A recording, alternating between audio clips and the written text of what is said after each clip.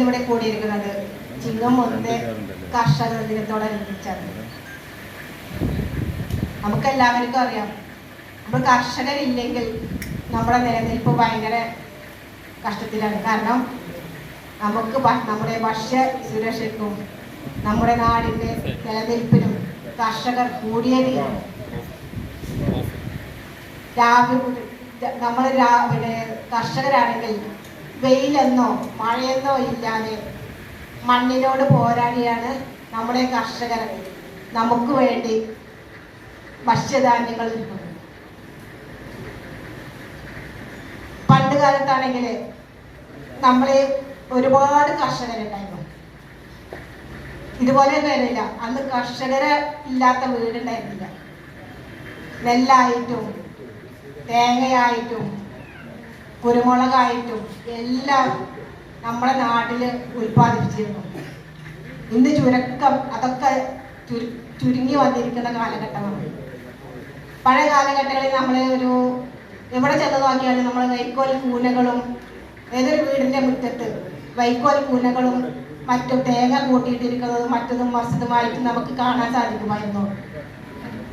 ഇന്നത്തെ കാലഘട്ടത്തിലാണെങ്കിലും അതൊക്കെ ഇല്ലാതായിക്കൊണ്ടിരിക്കുകയാണ് നമ്മളെ ഈ തലമുറയിൽ. അതിനൊക്കെ നമുക്കൊരു മാറ്റം വരുത്തണം. നമ്മളെ യുവാക്കളെ നമുക്ക് ഈ ഒരു കർഷകരെ എങ്ങനെ ഇതാക്കണം എന്നുള്ളത് പഠിപ്പിച്ച് കൊണ്ടുവരേണ്ടതുണ്ട്. നമുക്ക് ഒരുപാട് ആളുകളെ പഴയ കാലഘട്ടങ്ങളിൽ നമ്മൾ ഒരു കല്യാണമൊക്കെ ആലോചിച്ച് ചെന്നാൽ നമ്മൾ ആദ്യം അവിടുത്തെ വയസ്സായവരെ നോക്കുക എന്തായിരുന്നു, അവിടെ വൈക്കോൽ കൂനുണ്ടോ, തേങ്ങ ഉണ്ടോ, കുരുമുളക് ഉണ്ടോ, ചക്ക ഉണ്ടോ, മാങ്ങ അങ്ങനെയൊക്കെ നോക്കിയിട്ടായിരുന്നു കല്യാണം കഴിച്ചത്. ഇന്ന് അതിനോടൊക്കെ മാറി. ഇന്ന് ആളുകൾക്ക് ജോലി, പുറത്തെവിടെയാണ് ജോലി, എവിടെ പഠിക്കണം, ഏത് ജോലിയാണ്, അങ്ങനെയൊക്കെ ഇന്നത്തെ കാലഘട്ടം. അതിനൊക്കെ നമുക്കൊരു മാറ്റം വരുത്തേണ്ടതുണ്ട്.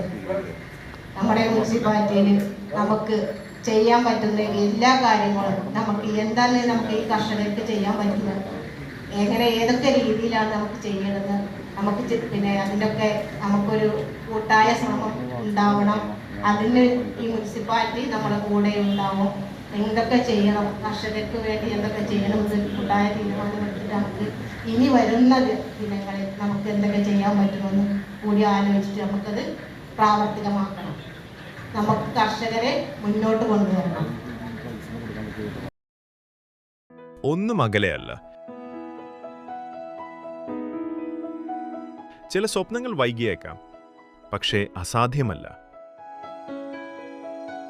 പുതിയൊരു തുടക്കം കരുതലോടെ. അത്യാധുനിക സാങ്കേതിക വിദ്യയും പ്രതീക്ഷയും വലിയ സ്വപ്നങ്ങളെ സാധ്യമാക്കും. ഞങ്ങൾ കൂടെയുണ്ട് നിങ്ങളുടെ കുഞ്ഞു വലിയ സ്വപ്നത്തിനായി.